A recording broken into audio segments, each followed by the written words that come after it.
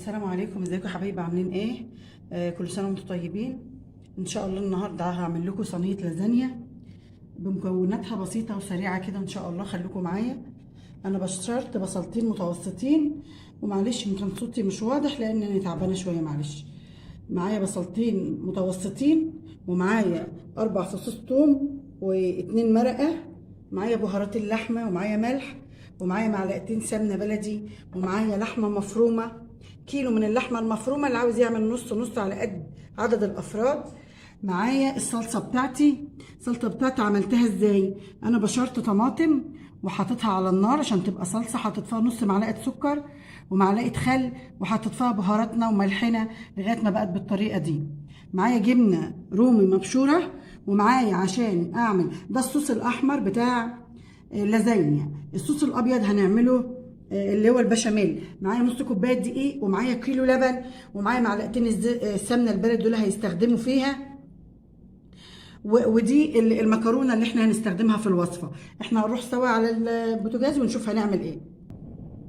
انا كده يا جماعه حطيت شويه زيت في الطاسه، هنزل عليهم البساطتين المفرومين ناعم، بس انا مش عايزاهم ياخدوا لون، انا عايزاهم يتبلوا بس. مجرد ما هيتبلوا معايا هكمل لكم الوصفه عامله ازاي واحده واحده كده وبالراحه.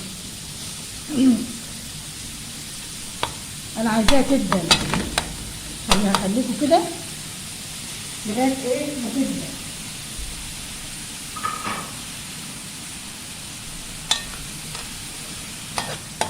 تدبل معايا كده يا حبايبي.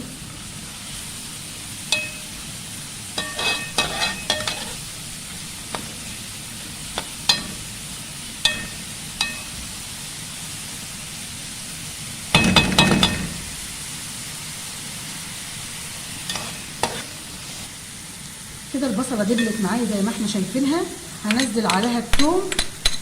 اول ما الثوم الريحه بتاعته تطلع ننزل اللحمه المفرومه على طول عليه، نسيبه دقيقه كده، بس اقل من دقيقه، وده بس تطلع بس يدبل بس مع البصل. انا لا عايزاه ياخد لون ولا عايزه البصله تاخد لون، انا عايزاهم دبلانين بس. اجيب اللحمه المفرومه، هنزل اللحمه المفرومه على البصل كده، اسيبها مع البصل لغايه ما تغير لونها، وبعد ما تغير لونها هوريكم احنا هنعمل ايه بعد كده خطوه خطوه. انا هسيبها تغير لونها واعمل معاكم البشاميل، بس اما اقلبها واخليها متجانسه مع بعضها كده. لونها اتغير معانا اللحمه وبقى لونها وردي جميل كده. انا هنزل عليها صوص الطماطم الاحمر كده. بسم الله الرحمن الرحيم. هقلبهم مع بعض.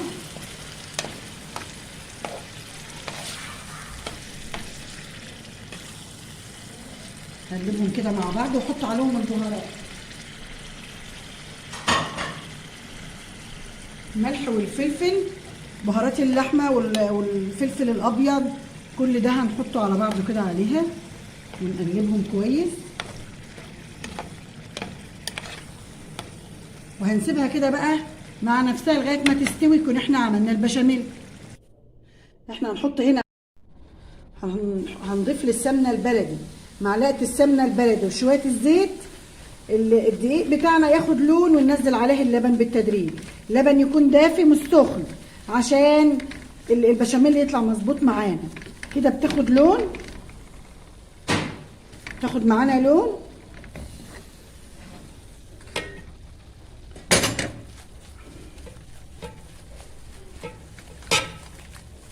نبقى كويس كده لغايه ما تاخد معانا لون شويه. انا مش عايزه بشاميل جامد، انا عايزاه يعني ايه، سايب شويه انسيابي شويه، لان انا هوزعه في جميع اجزاء الصينيه. بسم الله الرحمن الرحيم. كده هضيف عليها بالتدريج. بسم الله. هنضيف معاها بالتدريج ونقلب ونقلب. يستحسن نجيب المضرب.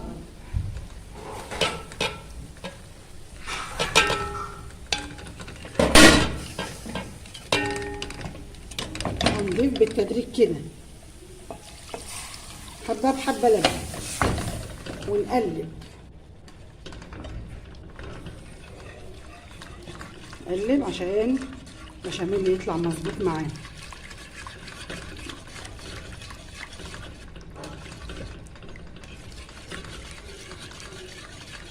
على نار هاديه، على نار هاديه، ونقلب بسرعه كده شويه بسرعه عشان الدقيق يفك معانا، عشان البشاميل يطلع مظبوط زي ما احنا شايفينه كده، ما يكتلش معانا ويبقى كتل. ولو بقى كتل نعالجه ازاي؟ هي كل حاجه لها علاجها. لو بقى كتل بناخده في شفشق الخلاط ونضربه دقيقه واحده ونرجعه تاني، بيبقى عادي ولا كأن حصل له حاجه. يعني كل حاجه لها علاج، مش هتحصل حاجه. يعني اللي يبقى معاه كتل ويكتل تضربه في شفشق الخلاط، ساب معاها وبقى حلو خلاص. ضيف بقيه اللبن، كيلو لبن، واللبن يكون بدرجه حراره الغرفه.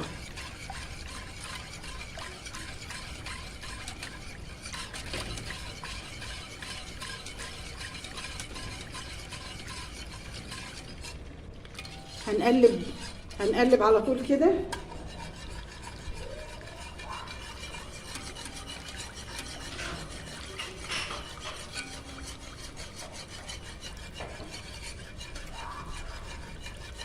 وهنضيف لها ملح وفلفل ابيض، ملح وفلفل ابيض.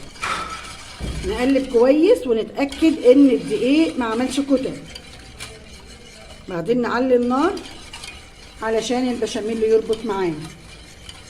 انا هعمل كده وافضل ايدي على طول باستمرار بقلب في اللبن لغايه ما يجمد معانا، واوريكم نتيجته في الاخر عامله ازاي، وهوريكم اللحمه وصلت لايه. ما شاء الله كده استوت معانا، ولسه الصوص الاحمر، لسه الصوص الاحمر موجود فيها، وده اللي انا عاوزاه ما تنشفش كده. خلاص على اللحمه كده، خلاص ده اخر اللحمه معانا. انا هكمل البشاميل واوريكم شكله في الاخر عامل ازاي. اخر خطوه في البشاميل خالص، عايزه اضيف لها نكهه شوربه مثلا. ما عنديش بقى طبعا لان ده بشاميل، بحط لها مكعب مرقه، مكعب مرقه وادوب. بيفرق قوي في طعم البشاميل يا جماعه، يا ريت تجربوها وتقولوا لي في الكومنتات طعمها اختلف قد ايه عن البشاميل من غير مرقه. البشاميل ما شاء الله بيربط معايا اهو، وما شاء الله من ساعه ما حطيت المرقه ريحته بقت جميله قوي قوي، وما كتلش معايا ولا حاجه. واللي يكتل معايا يضربه في شفشق الخلاط، مفيش اي مشاكل. احنا هنسيبه كده على طول باستمرار، نقلب كده في حركات كده على طول باستمرار، ايدنا ما توقفش لغايه ما يجمد معايا. اوريكم في الاخر شكله بقى عامل ازاي. خلاص انا ما عدتش عايزاه يتقل اكتر من كده. ده الشكل النهائي للبشاميل. هنرص صينيه اللازانيا سوا خطوه خطوه، وناخد البشاميل ونبدا نشتغل بيه. يا ريت تتابعوني. بسم الله الرحمن الرحيم. احنا هنبدا كده يا حبايبي، نحط تحت بشاميل في ارضيه الطاجن كده، نحط فيه بشاميل زي ما احنا شايفين، نحركه كده عشان يغطي الطاجن معانا.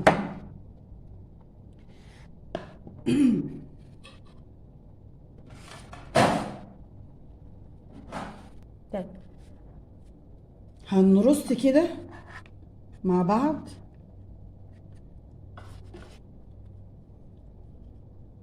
عشان اظبطها. هبدا اكسر على قد القارب، على قد القارب ما ياخد هنبدا نكسر.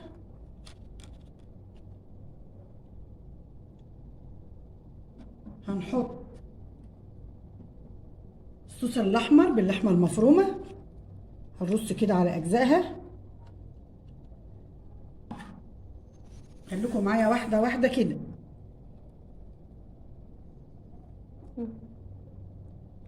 هنرص الصوص الاحمر كده يغطيها باللحمه، لازم يدخل يغطي كل اللازانيا عشان هي ما اتسلقتش.